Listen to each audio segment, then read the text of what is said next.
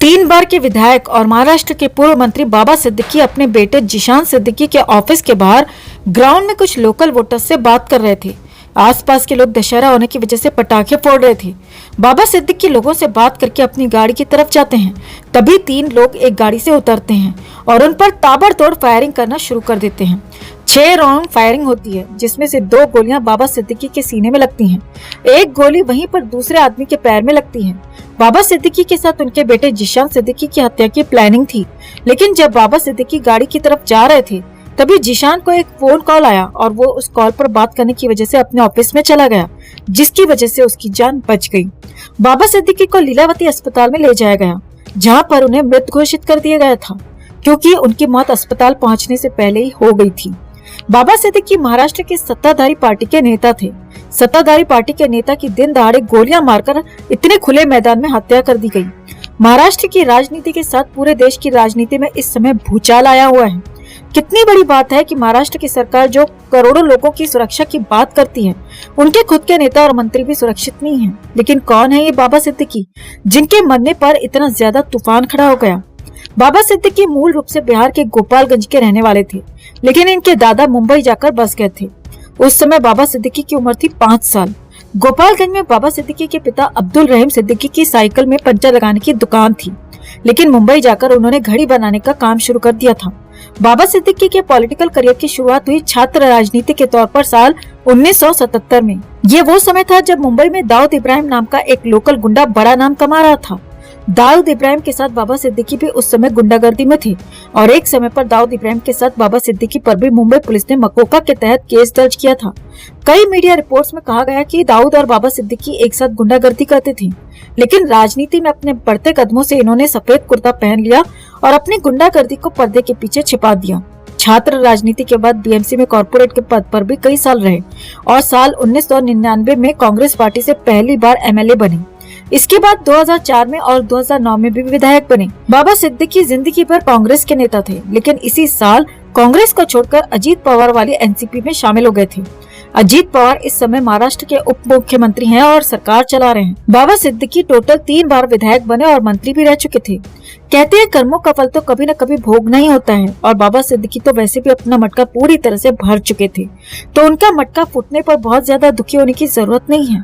बाबा सिद्दीकी पर कई गंभीर केस चल रहे थे। 500 करोड़ के घोटाले के उन पर आरोप थे। इसके अलावा बाबा सिद्दीकी पर अंडरवर्ल्ड से जुड़े होने के भी आरोप लगते रहे हैं। कहा जाता है कि वो बॉलीवुड और अंडरवर्ल्ड के बीच में एक ब्रिज की तरह काम करते थे। और तो और कथित रूप से बाबा सिद्दीकी पर आरोप लगते थे कि बाबा सिद्दीकी अंडरवर्ल्ड को भारतीय पॉलिटिक्स, बॉलीवुड और प्रॉपर्टी के कारोबार से जोड़े हुए थे। बाबा सिद्दीकी के 2 बेटे हैं, जिनमें से एक का नाम है जिशान सिद्दीकी। जिशान सिद्दीकी वही इंसान है जिसका नाम सुशांत सिंह राजपूत केस में पहली बार मीडिया में आया था। इम्तियाज खत्री आपको याद होगा। हाँ, वही इम्तियाज खत्री जो एक होटल के बाहर सुशांत को धक्का देकर गाड़ी में बिठाकर कहीं ले जा रहा था। ये वही इम्तियाज खत्री है जो बॉलीवुड में ड्रग सप्लाई करता है। कहने के लिए इम्तियाज खत्री प्रॉपर्टी का बिजनेस करता है, फिल्म मेकिंग में भी इसका बिजनेस है, लेकिन असली काम बॉलीवुड में ड्रग सप्लाई का है। सुशांत सिंह राजपूत केस में इम्तियाज खत्री का नाम सामने आया था और रिया चक्रवर्ती को ये उस समय ड्रग सप्लाई करता था, ऐसा ईडी के द्वारा कहा गया था। लेकिन इसके बाद से इसे गायब कर दिया गया और मीडिया में फिर कभी ये सामने नहीं आया। हालांकि हकले खान के लाडले आर्यन खान को जब ड्रग केस में पकड़ा गया तो उस समय भी इम्तियाज खत्री का ही नाम सामने आया था, लेकिन इम्तियाज खत्री के ऊपर बहुत बड़े लोगों का हाथ है, जिसकी वजह से आज तक इससे कभी पूछताछ भी नहीं हुई।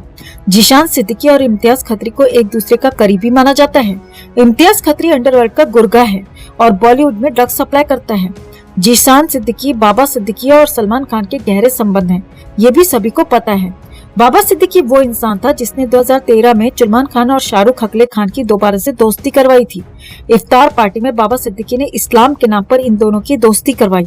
बाबा सिद्दीकी ने सलमान और हकले से कहा था कि तुम दोनों इस देश में इस्लाम के सबसे बड़े नुमाइंदे हो, तुम दोनों को इस देश में इस्लाम को आगे बढ़ाना है और दोनों ऐसे छोटे छोटे झगड़ों में अपना समय बर्बाद मत करो।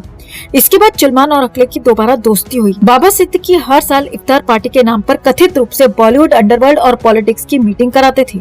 साल 2013 में बाबा सिद्दीकी पर अंडरवर्ल्ड से जुड़े होने के आरोप मीडिया में सामने आए थे। दरअसल बाबा सिद्दीकी और छोटा शकील ने मिलकर एक सरकारी प्रॉपर्टी कब्जाई थी, जिस पर इन दोनों ने 200 करोड़ लगाकर एक आलीशान मॉल बनवाया था उस मॉल की हर एक दुकान को बेचने से पहले बाबा सिद्दीकी और उनके एक दोस्त बिलाल भाई की परमिशन ली जाती थी। इसके बाद छोटा शकील और अंडरवर्ल्ड इस बात से चिढ़ गए कि बाबा सिद्दीकी अब अंडरवर्ल्ड से भी बड़ा बनता जा रहा है। तब छोटा शकील और बाबा सिद्दीकी के गुंडों में कई बार गैंग वॉर हुई, लेकिन बिलाल भाई जो बांद्रा वाले के नाम से फेमस है, उसने फिर से बाबा सिद्दीकी और छोटा शकील की दोस्ती करवा दी। हालांकि इन आरोपों की कभी पुष्टि नहीं हो पाई, जबकि बाबा सिद्दीकी पर छात्र राजनीति के समय से ही दाऊद इब्राहिम से दोस्ती के आरोप लगते रहे हैं। बाबा सिद्दीकी की हत्या में 2 लोगों को गिरफ्तार किया गया है और हत्या की जिम्मेदारी ली है लॉरेंस बिश्नोई गैंग ने। लॉरेंस बिश्नोई गैंग के एक मेंबर ने फेसबुक पर पोस्ट करके जिम्मेदारी ली। पोस्ट में लिखा, जुल्मान खान, हम ये जंग नहीं चाहते थे, तुमने हमारे भाई का नुकसान करवाया। लॉरेंस बिश्नोई गैंग का एक शूटर अभी कुछ दिन पहले जेल में मरा हुआ मिला था। उस पर आरोप था कि उसने जुल्मान खान के घर पर फायरिंग में शूटर्स की मदद की थी। अनुज के माता पिता और परिवार वालों ने जुल्मान खान और महाराष्ट्र सरकार पर आरोप लगाया था कि उन्होंने मिलकर उनके बेटे अनुज की हत्या की है। फेसबुक पोस्ट में अनुज के लिए लिखा कि जुल्मान, तुमने हमारे भाई का नुकसान करवाया, यानी उसको जेल में मरवाया। आगे लिखा कि आज जो बाबा सिद्दीकी की शराफत के पुल बांध रहे हैं, ये बाबा सिद्दीकी एक टाइम पर दाऊद इब्राहिम के साथ मकौका एक्ट में था। इसके मरने का कारण अनुस्थापन और दाऊद की बॉलीवुड राजनीति और प्रॉपर्टी डीलिंग से जोड़ना है। हमारी किसी के साथ में दुश्मनी नहीं है, पर जो जुल्मान खान और दाऊद गैंग की हेल्प करेगा, अपना हिसाब किताब लगा के रखना। हमारे किसी भाई को कोई भी मरवाएगा तो हम प्रतिक्रिया जरूर देंगे। हमने कभी भी पहले वार नहीं किया। जय श्री राम, जय भारत। अभी कुछ दिन पहले बाबा सिद्दीकी को धमकी मिली थी। उसके बाद बाबा सिद्दीकी को वाई कैटेगरी की सुरक्षा भी दी गई थी। अब ये पोस्ट असली है या किसी ने फर्जी पोस्ट डाला है, इसकी पुष्टि अभी नहीं हो पाई है। इसके अलावा बाबा सिद्दीकी की पर्सनल सिक्योरिटी भी थी, जो हमेशा उसके साथ में रहती थी, लेकिन 3 शूटर्स ने किसी को भी सोचने का मौका नहीं दिया और 2 गोलियां बाबा सिद्दीकी के सीने में लगी और उनको वहीं पर ढेर कर दिया। जिस समय सुशांत की हत्या हुई थी, उसमें भी अंडरवर्ल्ड का नाम सामने आया था। बाबा सिद्दीकी के बेटे जिशान सिद्दीकी का नाम भी सोशल मीडिया पर सुशांत वाले केस में खूब वायरल हुआ था। उस समय बाबा सिद्दीकी महाराष्ट्र सरकार में शामिल थे। उद्धव ठाकरे उस समय महाराष्ट्र के मुख्यमंत्री थे और कांग्रेस पार्टी का उनको समर्थन था। सुशांत की बॉडी को बाबा सिद्दीकी की एम्बुलेंस से ही अस्पताल लेकर जाया गया। अब उनकी खुद की बॉडी उसी एम्बुलेंस में अस्पताल गई, लेकिन नहीं बच पाए। तब भी सोशल मीडिया पर इस बात का बहुत बड़ा इश्यू बना था कि बाबा सिद्दीकी के एम्बुलेंस को ही सुशांत केस में प्रयोग क्यों किया गया था। हालांकि इन सवालों के जवाब किसी को भी आज तक नहीं मिले हैं। उम्मीद है कि बाबा सिद्दीकी की मौत से जो सवाल खड़े हो रहे हैं, उनके जवाब आम जनता को जरूर मिलेंगे।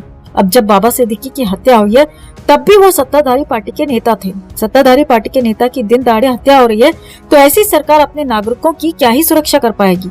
बाबा सिद्दीकी की हत्या के बाद तुरंत जुल्मान खान की सुरक्षा बढ़ा दी गई। उसे अस्पताल आने से भी मना कर दिया गया था कि बेटा घर में बैठे रहो, बाहर आने की जरूरत न करो। सीएम एकनाथ शिंदे ने प्रेस कॉन्फ्रेंस करके बाबा सिद्दीकी के मर्डर की जानकारी दी। महाराष्ट्र के सभी नेताओं ने, जितने भी बड़े नेता हैं, तुरंत इस हत्या के बाद अपना रिएक्शन दिया। ज्यादातर बड़े कलाकार, बड़े नेता बाबा सिद्दीकी के घर या अस्पताल पहुंच गए, लेकिन एक वो भी समय था जब सुशांत की हत्या के बाद किसी भी नेता ने, किसी भी कलाकार ने मुंह तक नहीं खोला, किसी ने सोशल मीडिया पर पोस्ट तक नहीं किया था। लेकिन अंडरवर्ल्ड से संबंध रखने वाला एक आरोपी मरा तो सब बिलबिला उठे। अब आने वाले कुछ समय में पता चलेगा कि बॉलीवुड और अंडरवर्ल्ड को खुश करने के लिए ये खादी वाले किसकी बलि देंगे।